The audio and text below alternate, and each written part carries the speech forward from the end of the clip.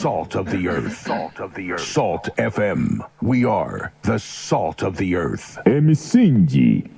Erinnya lya Mukama waffe Yesu Kristo lyebazibwe nkwaniriza kawungezaako nnaku olwaleero pulogulaamu eyitibwa Emisingi Zabbuli ya 11 olunyiriri lwa 3 obanga emisingi girizikirizibwa omutuukirivu kiki kyateekeddwa okukola. Tugguse ku Salt Media weebale kubanga kwolinze Dennis Mukulu abasumba baatudde dda nga bulijjo ntandise ne Pastor Kaizi. Abatulaba n'abatuuza mwenna mbalamusiza mu linnya eddungi erya Mukama waffe Yesu Kristo omwana Katonda omulamu. Mbeebaza kwekumira ku Salt Media, kwebaza kwekumira ku pulogulaamu eno ey'emisingi nga bulijjo tuze n'ekigambo kya Katonda kyenzikiriza nti kigenda kuzimba abasajja n'abakazi more especially n'okusinga ddala mu kiseera ekifaanana bwe kiti nga ddala waliwo ebibuuzo bingi naye nga Kristo Yesu yekka Katonda yalina ekyokuddamu kubanga likuba n'amazima n'obulamu. Mukama akutwere nnyo omukisa. Weewaawo tweyanze omusumba Kaizi Edward. Musumba yebazibwe Mukama. Tumuwe ekitiibwa Mukama. Amiina. Mukama yebazibwe abooluganda mwenna abali eyo. Mwebale okubanga muli ku pulogulaamu ey'emisingi. Abantu be Hoyima, abantu be Kaseese, abantu be Ggulu, abantu be Mbalala, n'okoddeyo abantu ababeera ku misingi mu ngeri yeewuunyisa. Lipooti tuzirina okuviira ddala mu bitongole bimonitaringa okulaba nti Salt TV oba Salt FM zikola mu ssaawa ky'okuba nti ze zifuga naye taata emisingi oba ab'eggulu bagiwulira batya naye nga kwebali. Ab'e Kaseese bali ku misingi. Waliwo bano abali obvious abali mu kibuga newalala. Naye zino lipooti zo zijja nga zeewuunyisa nti Salt TV bagiwadde tutumu eri national.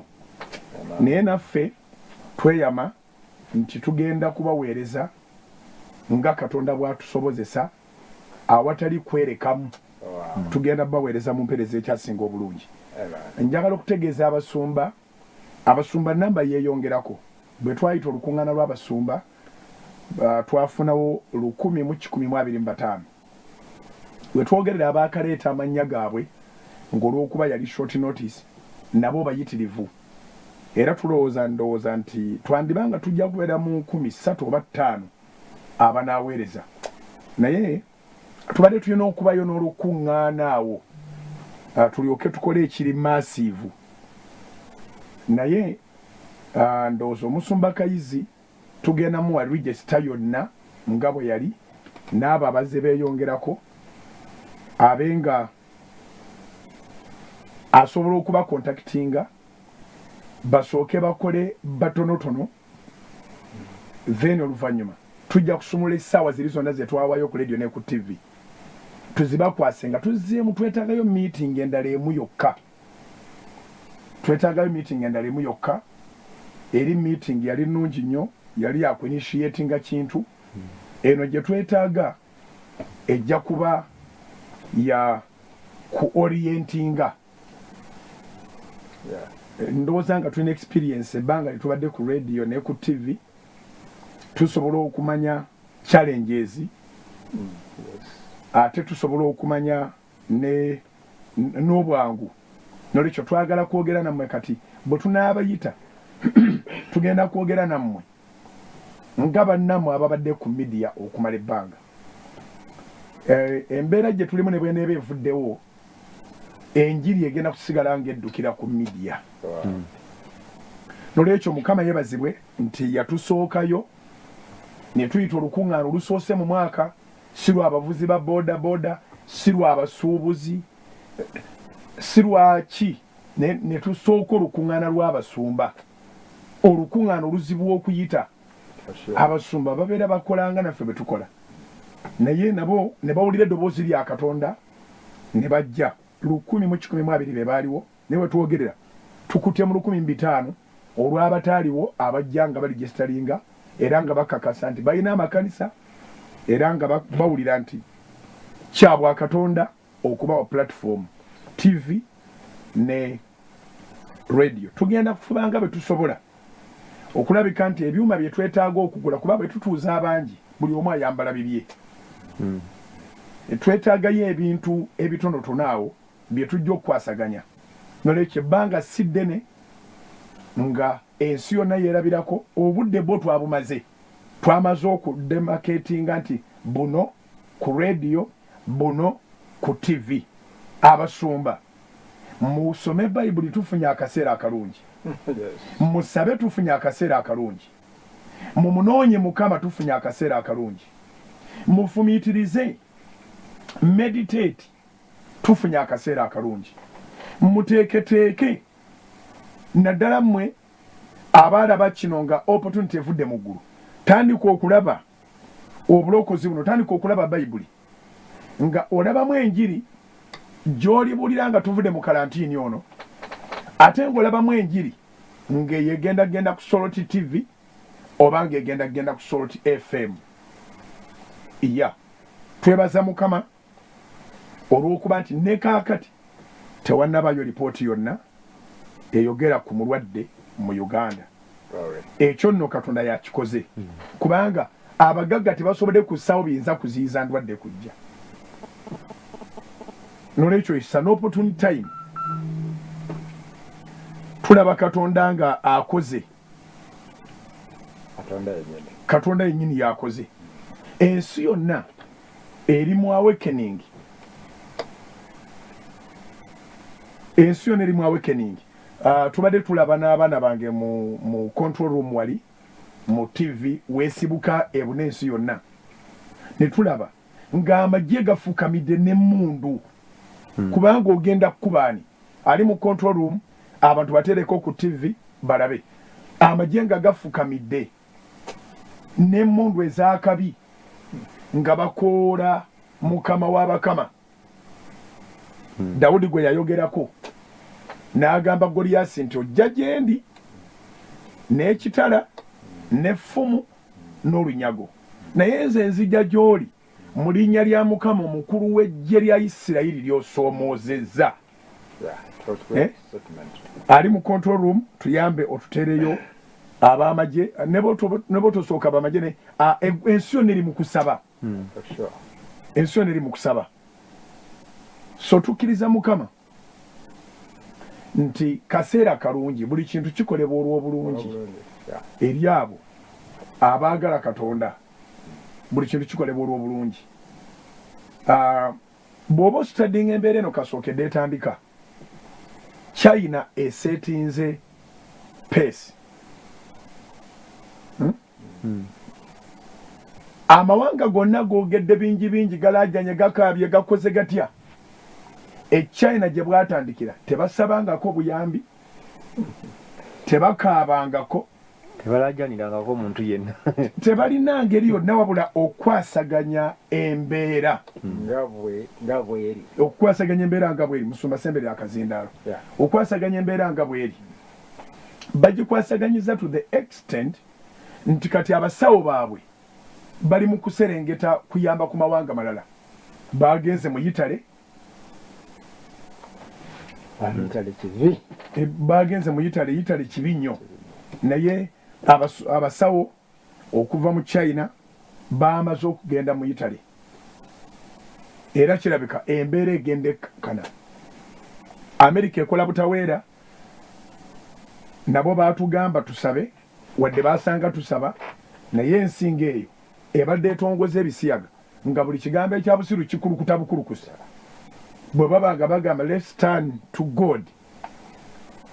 Katonda kiyabadde agenderedde okuleka embeera ebeerewo ndaba nga aba agenza akituukiriza. Ali mu control room obanga ebifaananyi mubigyeyo musobola obiteeka ku TV abantu ne babiraba. Ensi ne bagiraba bwefukamidde ku maviivi gaayo era tukubiriza kino wankubadde nga abalokole tusaba nnyo nga tuyimiridde naye wabeerewo okufukamira mu mayumba buli muntu asala amagezi engeri gy'afukamiramu. Bw'ogenda mu prayer room funa akasonda k'ofukamiramu weebaze kubanga tulina kye wasasudde obutakwatibwa bulwadde. Weebaze olw'abantu bonna b'omanyi ne botomanyi kubanga Katonda abakuumye. Kati olyoka osaba ogambe nti anga bw'otukuumye tuweere eddala ekirwadde kive mu nsi. Gw'owuliddeyo Musumba Kayizi? Kempulidde nti gali gamu nti abantu beebaza Katonda. Beebaziza Katonda njogedde n'abasumba nga babiri olw'eggulu awo nga ndikundi kuvaayo. Musumba ne beebaza. Bawulidde essaala ne bagamba nti Katonda agenda tuddamu. Kubanga lwabeerawo challenge ansi eteeka okubeera ng'eri awo. Essaala tugikutte mu studio wano. Essaala tugikutte ey'omu studio tebadde yakutuula. Ali ku Soroti TV osobola okulaba ekiri mu mawanga. People are down on their knees. They have stretched their hands. Teruliiko nti oli mugagga olina ssente mmeka. Coronavirus tabuuza bitiibwa byo nti osamba omupiira bakuwa mmeka wiiki. Coronavirus taliiko nti oli katikkiro wansi ki oba oli president wansi ki. But look at what has come out. Eyo result singa ekyo tusobola okukikola buli muntu gy'oli ne weekubiriza gwali ku Soroti TV osobola okulaba nti abantu bafukamidde. Ali mu control room era osobola otuwa ne bali ab'amagye waliwo ab'amagye be tulabye nga bafukamidde n'emmundu zaabwe. Obalaba? Obalaba? Bakoowoola erinnya lya Mukama. Amazing. Ez'emmundu kati tezikola.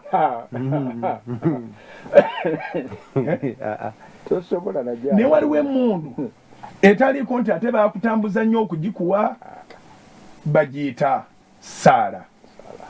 Prayer is the most powerful weapon on this planet. Samusoni yasaba essaala n'emwambaza amaanyi agamenya empagi za stadium. Yalinamu akantu katini nnyo ke yateekamu nti afe n'abalabe be. Kye tubagamba bulijjo nti confession is very powerful. Don't dare to confess what you are not prepared for. Amaanyi gajja n'akwata empagi nga baseka balabanga katemba. Tekisoboka. Okutandika ogamba abantu nti oli mu kusuula Namboole ng'onoonyeza empagi we ziri ezikutte Namboole. But God is almighty. Almighty means all power belongs to him. So essaala yegenda okuwangula. Essaala bonna bagiraze baba ali mu control room twongere ffe tukyayagala okulaba. Ono ali South Africa. Ago nago magye. Ago si magye. Va kubali abamagye abalala babadde bambadde n'emmundu zaabwe. Ne gano nago magye. Kubanga kino tekiriiko nti kwosabe olw'ensonga eno oba eri naye osobola okuba nga olina gy'oli. Habwome ne baga nti bonna baakwatiddwa. Bwebaza Mukama olw'obukulu bwe n'olw'obulungi bwe. Ekyo Katonda kyayagala. Bow down. Every knee shall kneel, shall bow down, and every tongue shall confess that Jesus is Lord. Essaala tugikutte twatandikiddewo. Njagala kwebaza abaweereza ba Katonda mu ggwanga lino bonna, border to border. As long as you are a spiritual leader, you are a servant of God. Sinze nayisiza ebiragiro naye mbeebaza olwa compliance. Twagala ate kwebaza abakkiriza nti abakkiriza nabo balina kulabira ku basumba. Kasita abasumba mutakola defiance abakkiriza nga bagoberera. So the world, the nation rather, is calm.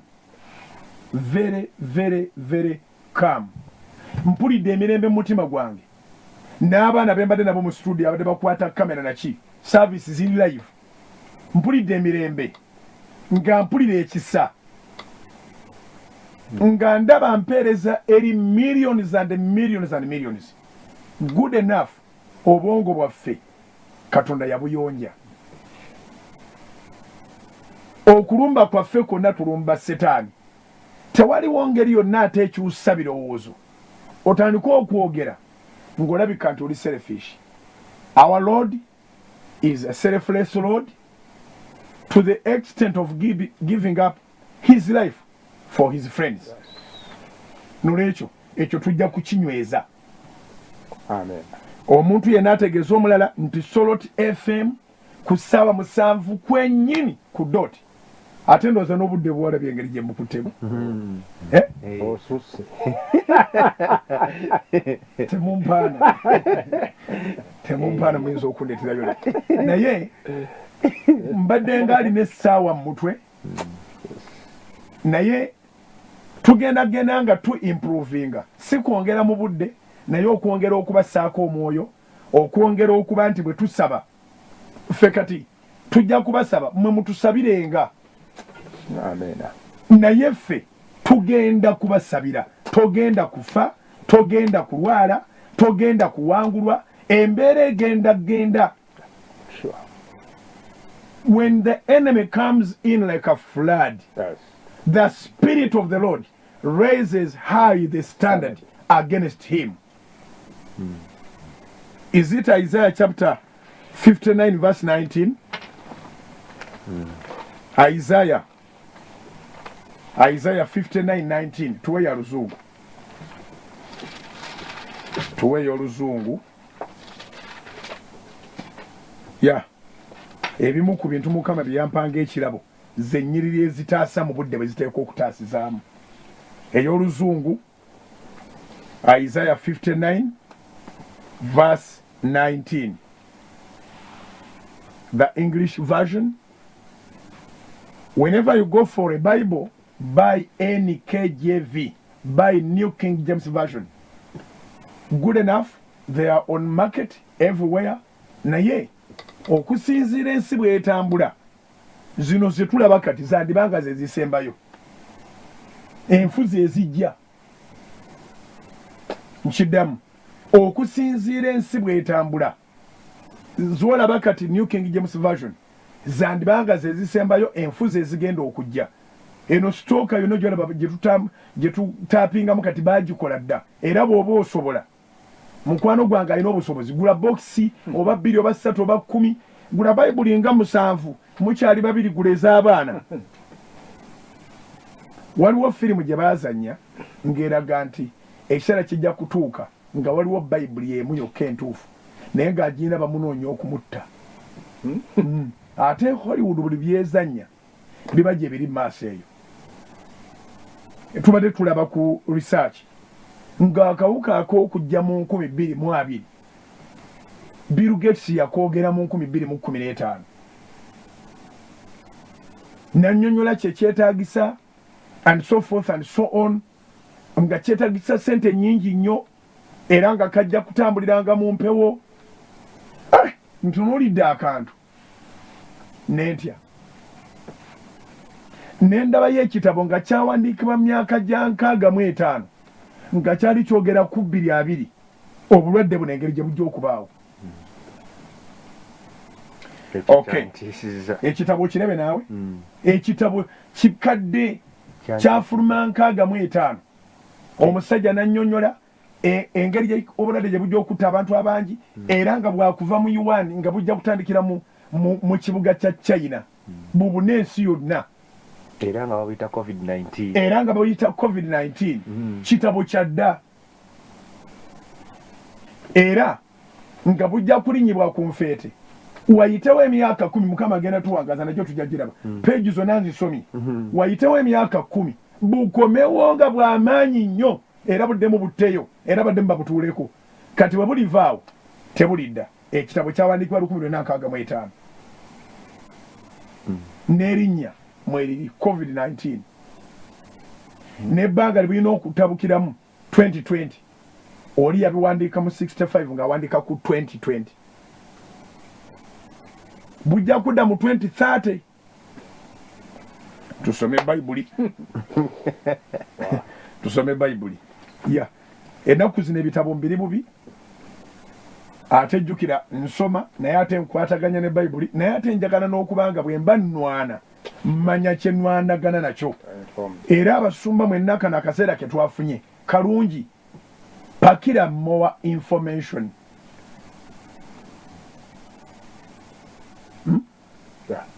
ebimu mba mbita naye mba nyina byogera kubanga bye bituufu ekiteekesaawo intelligence kuketta mulabe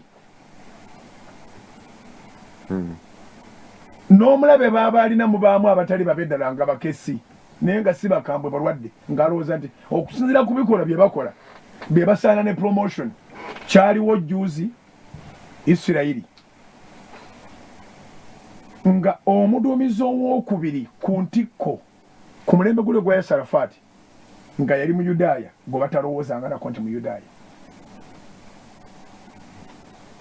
omulala ali Syria ate ebyo bimanyi otyo nga munene nnyo nga ye mukwano gwa president era president wa Syria eyafa bw'alwala kansa ye yagenda n'amunoonyeza dokita mu Faransa naye nga Muisirayiri mukesi muto mu Isirayiri mukesi yalinnya paka waggulu mumulaba kuba nti ennumba zammwe tizikola batenewe tuveeyo eyo naye kyeŋŋamba ekitwogezeza ku bukesi obw'ekikula ekyo mu kaseera kano abasumba tweyongereko kye bayita okusirika tekitegeeza kugenda ku keepinga quiet kitegeeza kugenda kukola nnyo let's get more information over the enemy naye bayibuli etugambye bweti tubikudde Isaiah chapter 59 verse 19 agambye nti so shall they fear the name of the Lord from the west and his glory from the rising of the sun. Part 3 rather ey'olunyiriri lumaliriza ne part 4 part esooka egamba so shall they fear the name of the Lord from the west. Ekyo ne kiba nga kiwedde koma and his glory from the rising of the sun. Ekyo nakyo kiwedde. Part 3 when the enemy comes in like a flood. Ekyo nakyo kiwedde. The spirit of the Lord will lift up a standard against him. Glory. Kati kyenvudde nyala tusome mu y'oluzungu ey'oluganda tiyavaamu bweti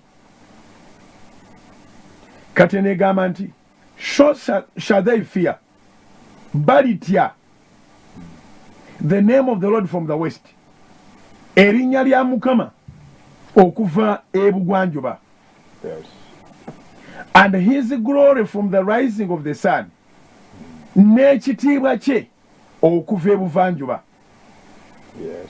When the enemy comes in like a flood omulabe bw'akujjiranga amataba. Paati esembayo the spirit of the Lord will lift up a standard against him. Omwoyo wa Mukama anaayimusa omutindo ku mulabewo. Kagali kino ekintu bw'okyetunuulira kyajjidde ensi era ng'amataba. Kati ne bw'olabye nga amagye gafukamira mu mawanga abantu ba bulijjo bafukamira abakulembeze bonna bagamba nti banaye musabe pulezidenti w'eggwanga lino Uganda yagga nti buli muntu waali asabe naye si kya buvunaanyizibwa okuŋŋaana. Yagambye nti bakabona bwe banaakuŋŋaanya abantu abo ne bakwatibwa naye Katonda tajja kubasonyiwa. Naye mu nnyumba yo beerayo saba weeyongereko okwekuuma bw'obanga tuweetaaga kugenda mu takisi oba mu baasi oba mu kosita nga tikyetaagisa nnyo tikisuse togenda mu ntambula ya lukale. Ekyo bwe kitwo kye kiri e Kenya ekyenjawulo ekiri e Kenya karantini w'e Kenya ekkanisa zote zaggaddwa. Karantini w'e Kenya amakanisa amasinzizo maggule.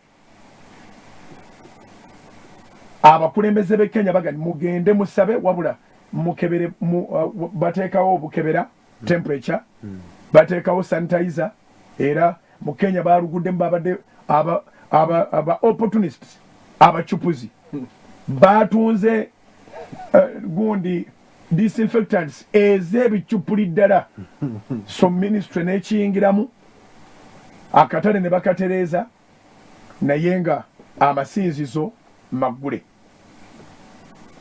naye buli muntu aba n'engeri gy'afugamu enjuuyi kubanga ate kati wano bakkiriza abakozi bagende bakola emirimu emiryango egiyingira obutale supermarket ekikuubo wa abantu banaaba abantu bakeberebwa oba oli awo omukulembeze asobola okuweebwa amagezi n'amagezi ge n'agamba nti aa obanga okunaaba kukoze mu kuyingira obutale ne paaka naki nga nekeesi era tewannaba kuba werabika amasinzo gaddeyo kubanga ye Katonda abooluganda ffenna tumwetaaga era ffe twabulira enjiri tugaa nti bw'osoma Yona essula ey'okusatu kabaka bwe yategeera nti ddala ddala Katonda agenda kusaanyaawo ensi olwa immorality olwa sin and abominations n'alangira okusaba n'okusiiba n'ajjamu engoye ez'obwakabaka n'ayambala ebibukutu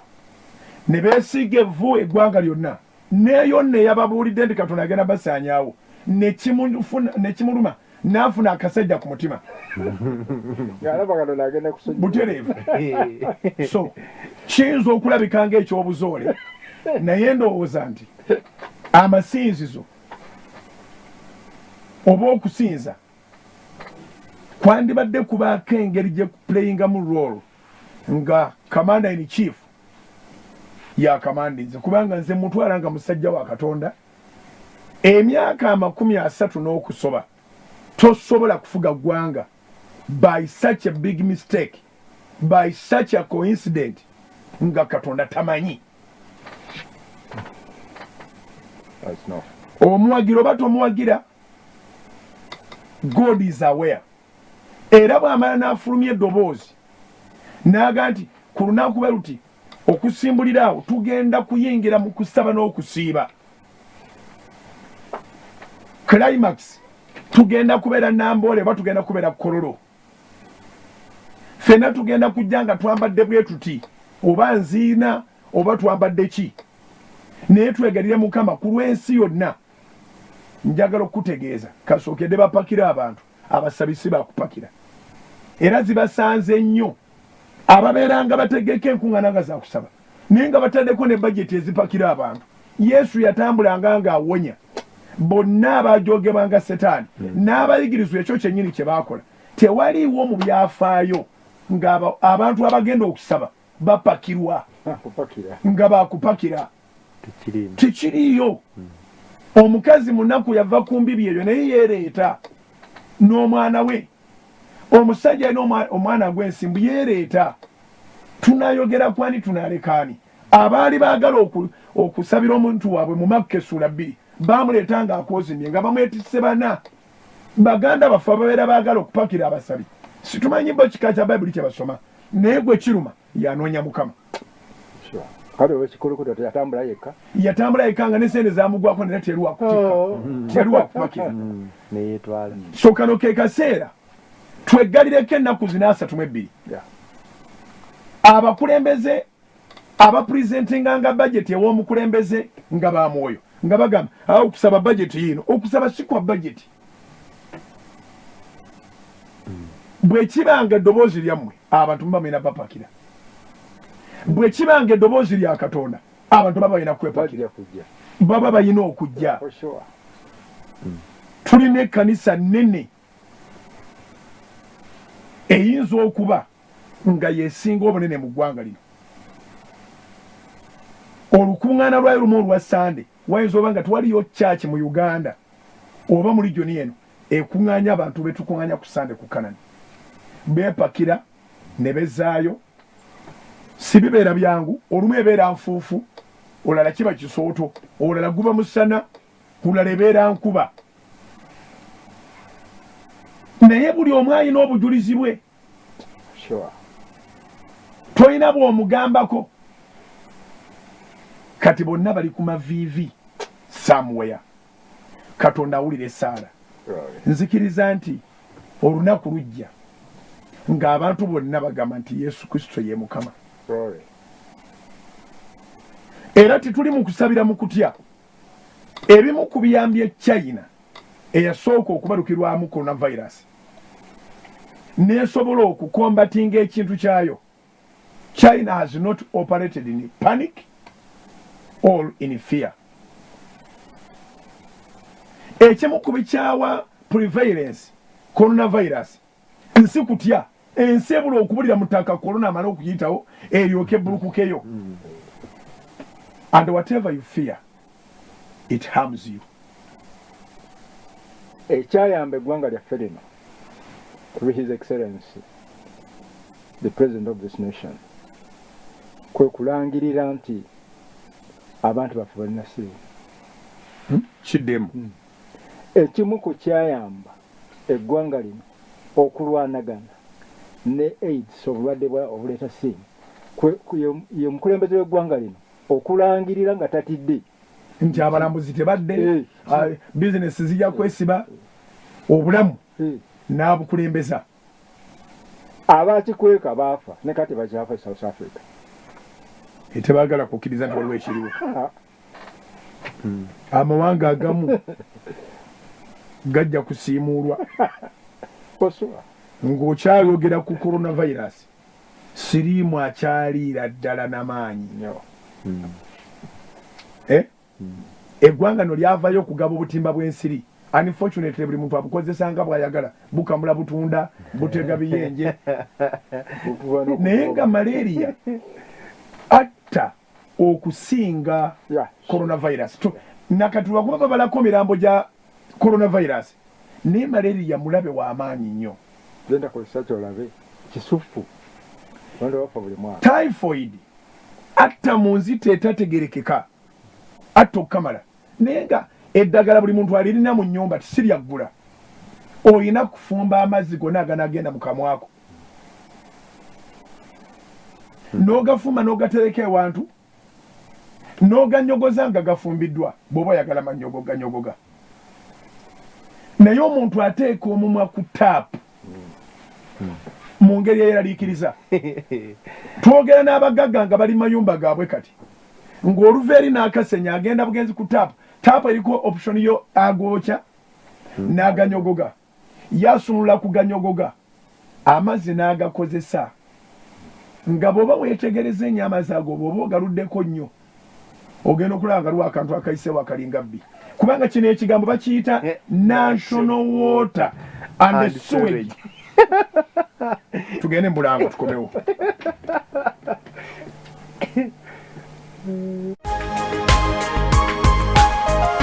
Soul Television Femunyo. Twagala bategeeza nti zo service zaze live mu studio era tubategeeza nti ku Sunday amaaso temugajja ku Salt TV, amatu temugajja ku Salt FM. Ye service yaffe ya Sunday egenda okusooka ng'eri mu studio nga kukanani teri muntu n'omu. Era tubategeeza titewabaawo omuntu yenna yeeyisaayisaayo ng'oga nti oba oyina ekirabo oba oyina ekintu kyonna toyitayo. Teri atwala birabo, teri information yonna. Buli kye weetaaga tugina kikolera ku Salt TV na Salt FM.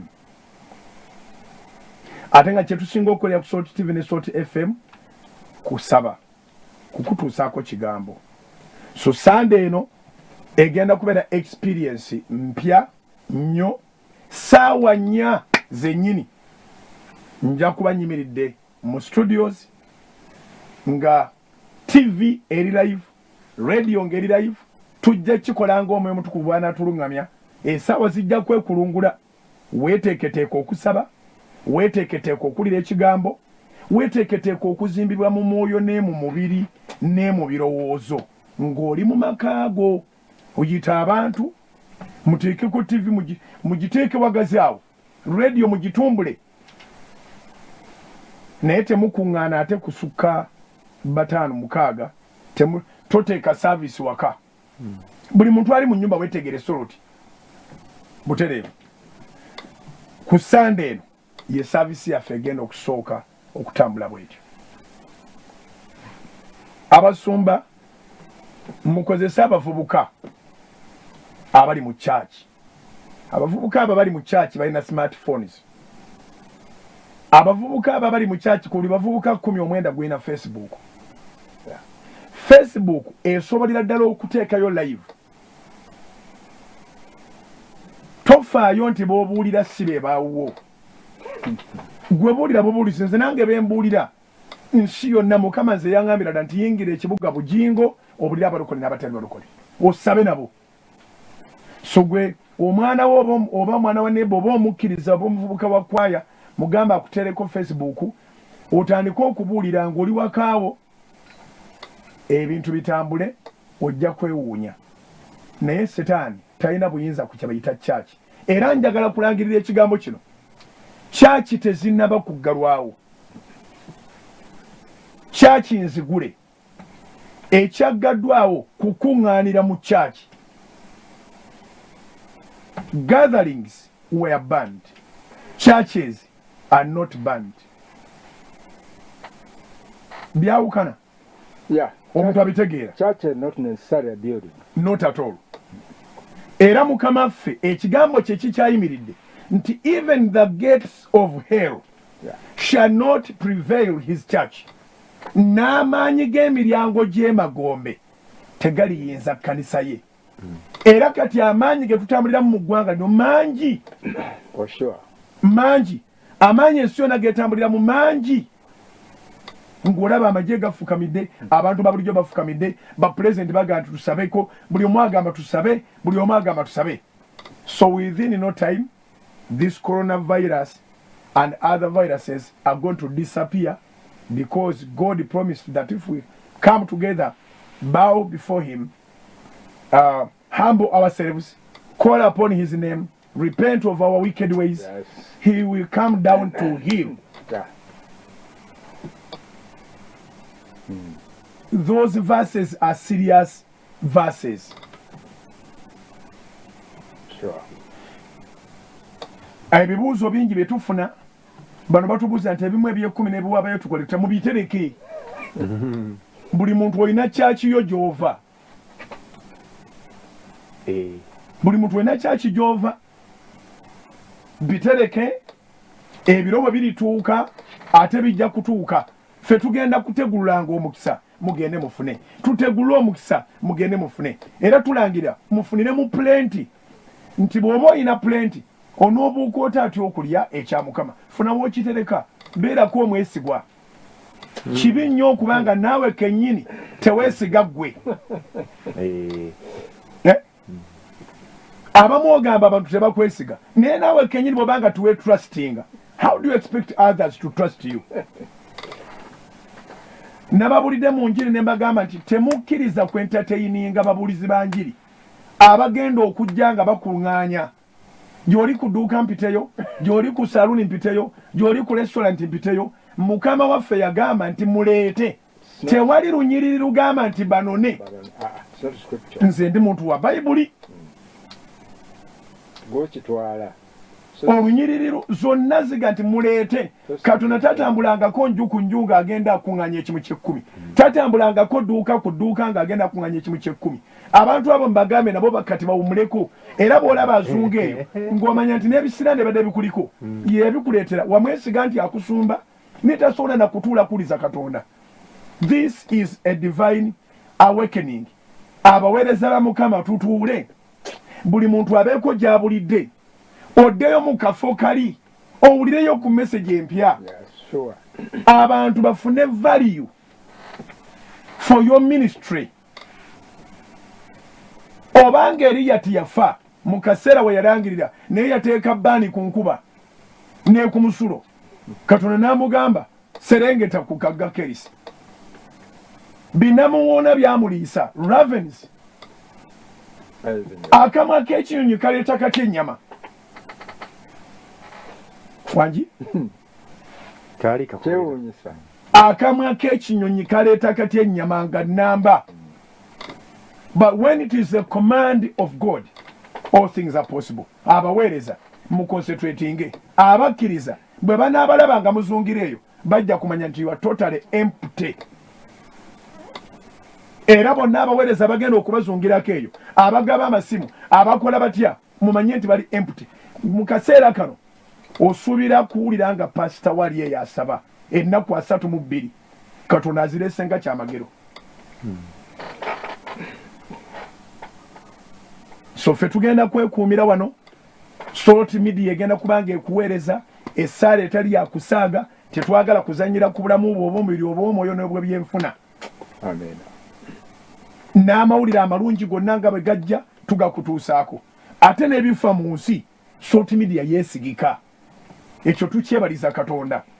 Musumba yatuza abalokoka tuve wano ate bafune ebirala.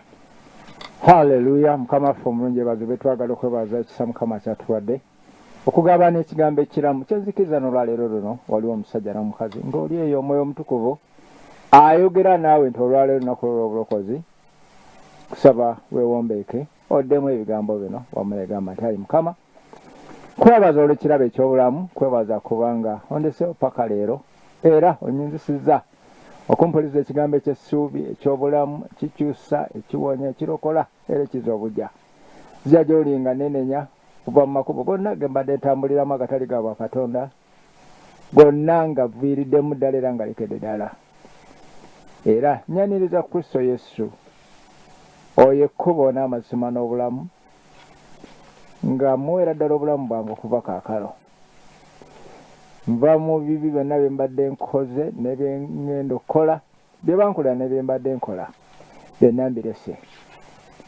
era njatula okwatula okulungi nga ntokusa okufa kaakano mpa amaanyi n'obusobozi okuwangulira ddala ebyo byonna ebadde bimpangula nga sinalokoka tambuliza mu nnono z'ekigambo kyo nzigiza omwoyo gw'omutukuvu era nnyinzisa n'okubala ebibala eby'okukyusibwa kwe nkyusiddwa leero kwaniriza mu bulamu bwange okuva kaakano onnuŋŋamize mu mpendero obulokozi bwo era onkuumire mu ntiisa y'ekigambo kyo okuva kaakano kwebaza kitange kwebaza Kristo Yesu okunjagala n'ondokola gulumize batenderezebwa mu Kristo Yesu musabidde ameena.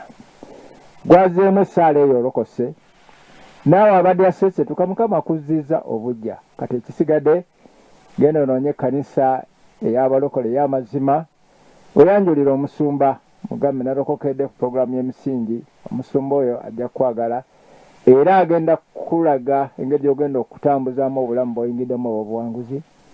Mukama akwenye omukisa katwebaze taata omutukuvu kabaka w'abakabaka era Mukama abakama atuwadde ekisa okugabana emmere namu ekigambo kyo era tukwebaza kubanga oginywezezza bw'olokodde era bw'ozizza obujja sitwefekane ne bonna abayimiridde mazima g'ekigambo kya Katonda tuweere wamu ekisa tukuumire mu ntiisa y'ekigambo kyo era tusobozese okubalira ddala ebibala eby'okukkiriza.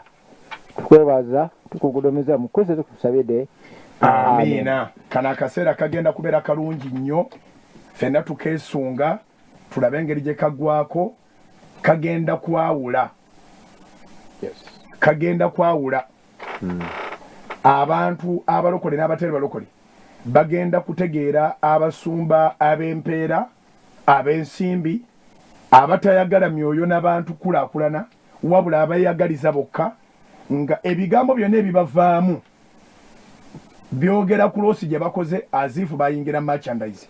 Aloziasi bugingo gegange tusinkane mu services nga ziva ku Salt Media Live, tuning radio, tuning TV, whether it's a Saturday, whether it's a Sunday, we are committed to serve you in the mighty name of Jesus. God bless you.